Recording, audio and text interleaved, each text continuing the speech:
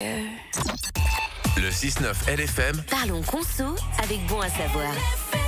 Et comme tous les jeudis à 8h20, on accueille l'équipe de Bon à savoir. Aujourd'hui, c'est Catherine Amiguet, juriste, qui est en studio avec quelques conseils plus qu'utiles au quotidien. Bonjour Catherine. Bonjour. On a beaucoup d'idées reçues sur nos droits en tant que consommateurs et acheteurs et on va y voir plus clair grâce à vous. Première question, j'ai acheté un bijou dans une petite boutique, puis j'ai vu le même bijou 2 fois moins cher dans un autre magasin. Est-ce que je peux le rapporter ? Alors en principe non, ça c'est vraiment l'idée reçue qui est la plus tenace. En Suisse, on n'a pas de droit de rétractation. Ça c'est une règle qu'on essaye de répéter régulièrement parce qu'elle a la vie dure, elle a la peau dure cette idée reçue. Légalement, vous ne pouvez pas exiger que la boutique reprenne un article. Alors c'est possible que la boutique ait prévu une politique de retour.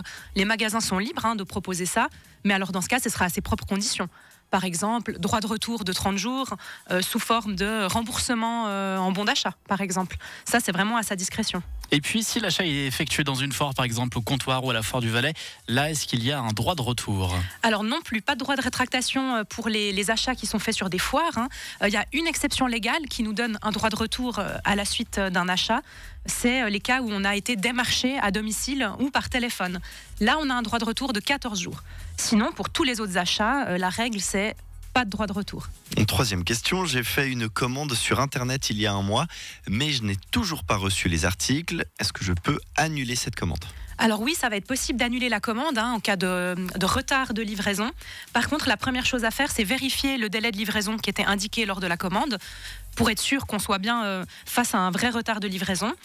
Si rien n'est mentionné comme délai de livraison, on va calculer un délai, disons, raisonnable, c'est-à-dire quelques semaines par exemple. Et puis, dans un deuxième temps, vous devrez faire ce qui s'appelle une mise en demeure. Donc, avant d'annuler le contrat, vous devez envoyer au vendeur une mise en demeure, c'est-à-dire lui octroyer un dernier délai pour vous livrer. Et puis, si dans ce dernier délai, par exemple 2 semaines, il ne vous a toujours pas livré, à ce moment-là, vous pouvez annuler le contrat, ça veut dire exiger d'être remboursé. Est-ce qu'on est obligé de passer par cette étape de la mise en demeure ? Alors, c'est la loi qui prévoit qu'on doit faire une mise en demeure avant de pouvoir annuler le contrat en cas de retard de livraison. Par contre, il y a des situations dans lesquelles on n'est pas obligé de la faire. C'est les cas où il ressort de l'attitude du vendeur que la mise en demeure ne servirait à rien. Par exemple, si vous lui avez déjà envoyé plusieurs mails pour demander où en était votre commande et qu'il ne vous a jamais répondu, là, à ce moment-là, vous pouvez tout de suite annuler la commande sans devoir faire encore une mise en demeure formelle. Que puis-je faire si l'objet que j'ai acheté est défectueux, par exemple si ma nouvelle télé est tombée en panne ? Alors, on a une garantie légale qui dure 2 ans. Et puis, cette garantie donne au consommateur 3 choix. C'est vraiment le consommateur qui choisit sa modalité de garantie. Ce sera 1, d'annuler la vente et donc d'être remboursé moyennant retour de l'objet. 2, d'être dédommagé pour la moins-value. Donc, vous récupérez un montant parce que l'objet est défectueux. Et puis, la 3e option, c'est d'avoir un objet de remplacement. Donc, dans le cas de la télé, bien sûr qu'être dédommagé pour la moins-value parce qu'elle est en panne, ça n'a pas de sens. Parce que la télé est en panne, elle est inutilisable. Par contre, si vous avez acheté un meuble qui est un petit peu abîmé, là, ça peut se justifier de récupérer peut-être 15% de la somme, mais vous gardez le bureau. Alors ça, c'est les règles légales. Maintenant, il faut quand même bien garder en tête que le vendeur a le droit de moduler cette garantie. Souvent, on voit dans ces conditions générales que vous acceptez quand vous faites l'achat, qu'on a d'autres modalités de garantie que celles prévues dans la loi. Souvent, ce qu'on peut voir, c'est que le vendeur prévoit la réparation, par exemple. Interdiction d'annuler le contrat, mais en cas d'objet défectueux, c'est la réparation uniquement. Ou alors, il peut prévoir que c'est lui qui a le choix des modalités. Donc, c'est le vendeur qui choisira s'il vous rembourse, ou s'il vous dédommage, ou s'il remplace l'appareil. Ça, ce sont toutes des clauses qui sont tout à fait licites.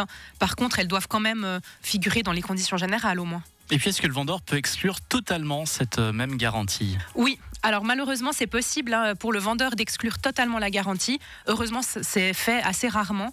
Par contre, là aussi, ce sera valable seulement si c'est clairement indiqué avant l'achat. On ne peut pas vous mettre devant le fait accompli. J'ai acheté une télé, elle est en panne. Ah ben non, il n'y avait pas de garantie dessus. Non, ça doit être clair au moment de l'achat qu'il n'y a pas de garantie sur l'article. On s'intéresse maintenant au bon cadeau. Quelle est la durée de validité d'un bon cadeau dans un magasin ? Alors ça, c'est une question qui est vraiment débattue par les juristes. On n'a pas de réponse claire, mais par contre, on peut relever deux interprétations principales, deux manières différentes de répondre à cette question. La première, ce serait de dire que la liberté contractuelle s'applique, liberté contractuelle qui est un grand principe en droit suisse, et que par conséquent, le vendeur décide de la durée de validité du bon qu'il émet. Donc il peut tout à fait décider que le bon est valable 1 an. Ça, ce serait cette interprétation-là. Et puis, il faut quand même que la durée de validité figure sur le bon ou dans des conditions générales pour être valable. Et puis, si le vendeur n'a rien prévu du tout, n'a pas indiqué de durée de validité, à ce moment-là, on applique par analogie les règles générales sur la prescription, qui serait 10 ans, validité d'un bon dans un magasin, 10 ans. Donc ça, c'est une interprétation. Et puis la deuxième interprétation, ce serait de dire que la prescription de 10 ans, qui est dans la loi, s'applique de toute façon. Et donc le vendeur, finalement, peu importe ce qu'il note sur le bon, même s'il note 1 an, 5 ans, 3 mois, peu importe, c'est pas valable. Un bon cadeau dans un magasin serait valable 10 ans. Donc ça, c'est une deuxième interprétation qui est beaucoup plus favorable au consommateur, parce que ça signifie que le vendeur ne peut pas limiter la durée de validité d'un bon. Mais ce n'est pas parce qu'elle est plus favorable au consommateur que c'est l'interprétation qui est correcte juridiquement. Donc c'est pas encore ultra clair du côté des juristes, on l'aura compris. Non, c'est un débat. Et pourquoi on n'a pas de réponse claire justement ? Parce que la loi ne parle pas des bons cadeaux, donc on n'a pas de réponse dans la loi. Donc il faudrait que le tribunal fédéral finalement tranche cette question, que dans le cadre d'un litige concret, un consommateur traîne un magasin en justice à tous les échelons jusqu'au tribunal fédéral, pour que le tribunal fédéral dise, durée de validité à discrétion du vendeur, ou alors durée de validité 10 ans. Par contre, c'est assez peu probable qu'on ait un jour la réponse à cette question, parce que la justice, l'accès à la justice est compliqué, ça peut quand même être coûteux dans certaines situations. Donc c'est peu probable qu'un consommateur aille jusque-là quand la valeur litigieuse de son bon, finalement, c'est 200 ou 300 francs. Dernière question, Catherine. J'ai fait un achat en ligne et le vendeur m'a envoyé une facture payable à 7 jours. Est-ce qu'un délai si court est licite ? Oui, c'est tout à fait licite. On pense souvent à tort qu'on a 30 jours pour payer une facture, mais ça, c'est un délai d'usage ou un délai qui est accordé à bien plaire par un prestataire. Sinon, le principe, c'est qu'on doit payer une facture tout de suite. Quand on achète un article, la règle, c'est paiement immédiat. Après, le vendeur peut tout à fait vous accorder 7 jours, 15 jours, 30 jours, 2 ans. Ça, c'est vraiment lui qui décide. En général, c'est une clause sur laquelle on se renseigne ou alors qu'on discute avant de conclure le contrat. Merci beaucoup Catherine pour toutes ces précisions. Rappelons que vous répondez avec vos collègues à toutes les questions des abonnés de Bon à Savoir via la permanence juridique. Ça se passe sur bonasavoir.ch. Belle journée et puis joyeuse Pâques. Merci, à bientôt. À tout bientôt.